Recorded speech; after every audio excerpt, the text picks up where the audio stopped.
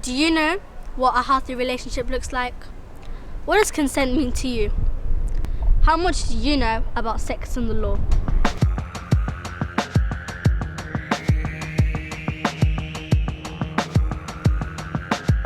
We asked some Londoners what they think. What is sexual consent? Saying yes. And meaning yes. Do you know what sexting is? Sexting? Yes. I believe it's when you send texts that are of a rather extreme sexual nature. Would it be legal for two 17-year-olds to share naked pictures? Legal? I would say probably not. It shouldn't be. How would you describe a healthy relationship? One where there is mutual respect, first and foremost, where there's genuine care and love, where people are kind to each other. A bit of humour doesn't go amiss either, at least for me. What she said. We met Millie and Chloe at the YMCA, who are teaching other young people about healthy relationships. I work with the YMCA in central London, and I've been working there since I was 11 as a volunteer, but this particular programme, which is Young Health Champions, I started around a year ago. Once I got really into my particular part, which is sexual health and healthy relationships, I realised when I was teaching that there was so much people didn't know.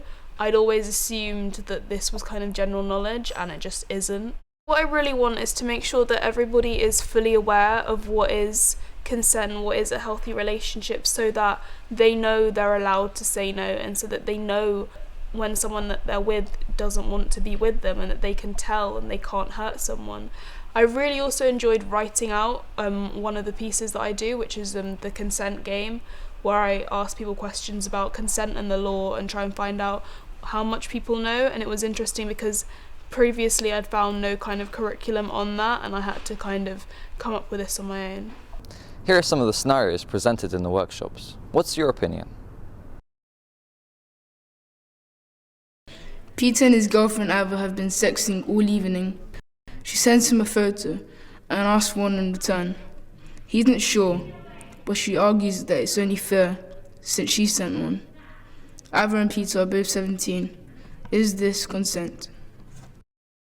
It's not consent because they're both underage, so they shouldn't be sending photos anyway. A photograph of anybody under the age of 18 that is pornographic is classed as child pornography.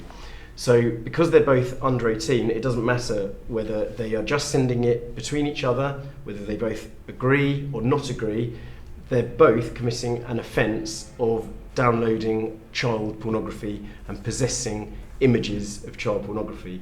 In lots of situations like that where people are sending naked photos to each other, it can get out of control quite quickly. So someone might quite naively again will show it to their friend or send it in a group chat, and it could quite easily get into the hands of someone who isn't under 18, someone who doesn't see it as innocently as that person and their friends did. We're talking about probably a bit of naivety here, and probably a little bit of a lack of knowledge of the law, which I wouldn't expect a 17-year-old to really have in terms of photographs they're sending to each other. So in terms of the police action, yes, an offence has been committed, actually quite a serious offence.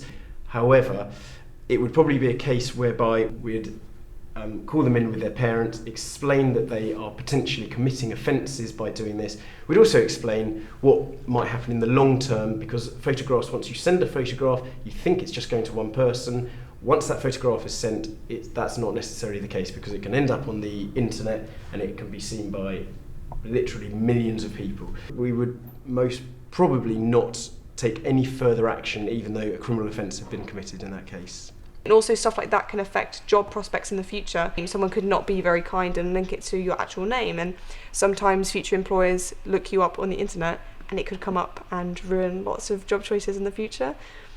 So for your own personal safety, for your own data protection, that sort of thing, it's just best not to do it. Lola really fancies her physics teacher, Dr. Matthews. One day, she coincidentally spots him in the park and they start talking. Lola excitedly leans in for a kiss, but Dr. Matthews breaks it up and explains that Lola is too young and that people in positions of trust or authority cannot be in a relationship with anyone under the age of 18. Lola then tells Dr. Matthews that she is 17 and therefore legally old enough to give consent. Is this consent? Well, technically it is, because he didn't really do anything wrong. But, I mean, if he had kissed her, then it wouldn't be consent. People of the age of under 16, it is illegal for them to engage in sexual activity. However, the age actually changes if somebody is in a position of trust, i.e. a teacher or a police officer, and they're working with young children. That age then becomes 18, that the person cannot engage in sexual activity. So if Lola was 17, then if they engaged in sexual activity, then an offence has been committed. A teacher cannot go out with a student from a different school because it shows if you're going to sleep with one student, what's stopping you from sleeping with a student from your own school? It's a principles thing.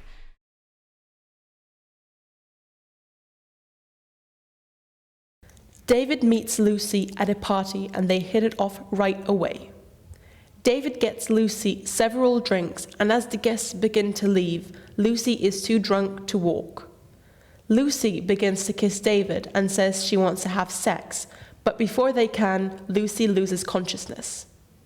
David continues anyway. Is this consent?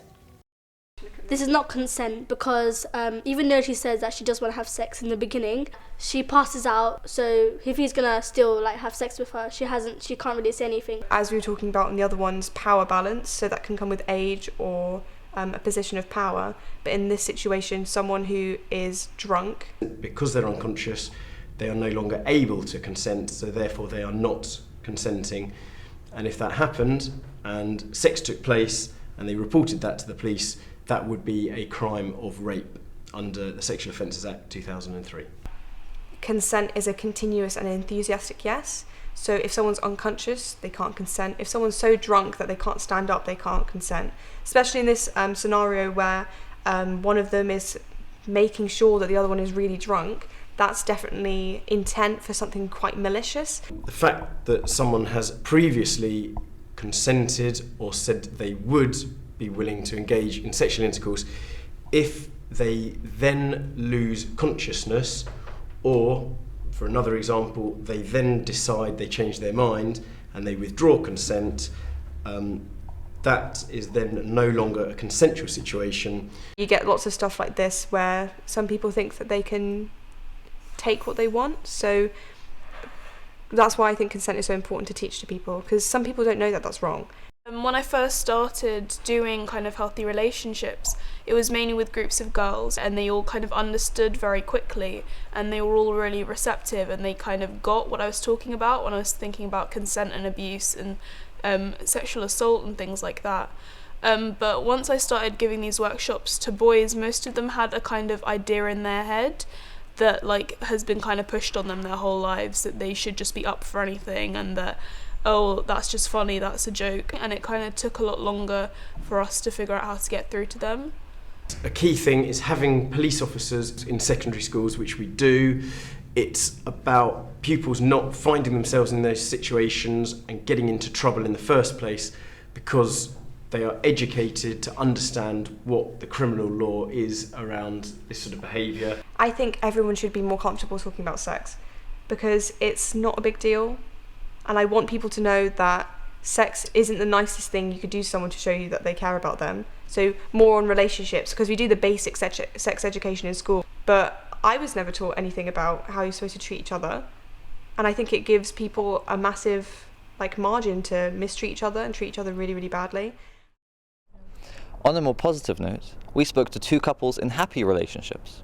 What advice would you give to young people about how to have a healthy relationship? Don't be with someone based on looks or how popular they are in school, because that doesn't really mean anything.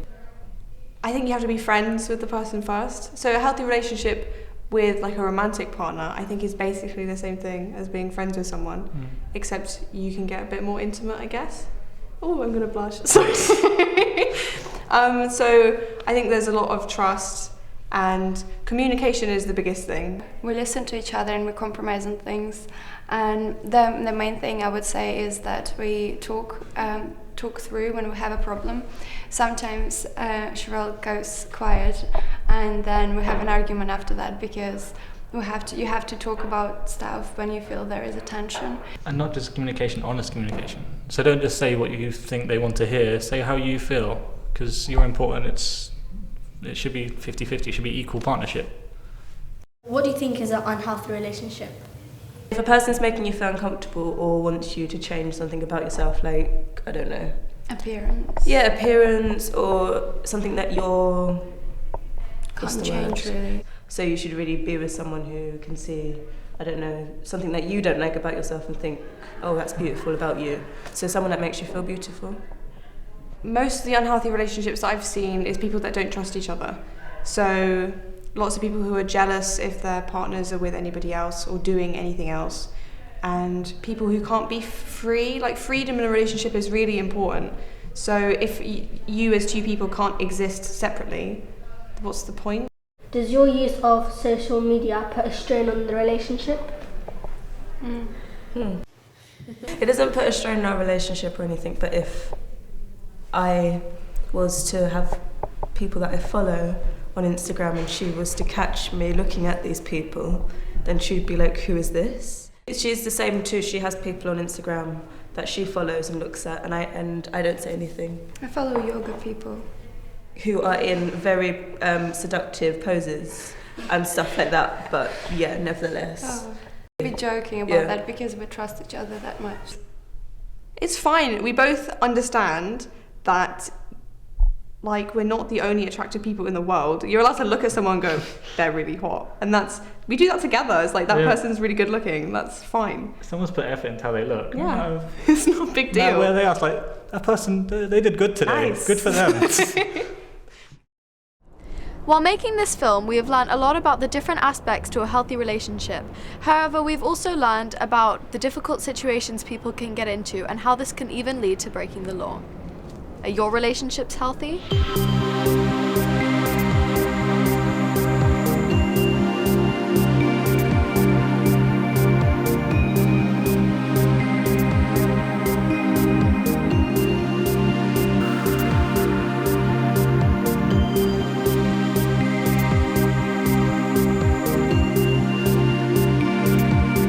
For information and advice about issues raised in this film, go to yourlife.org.uk.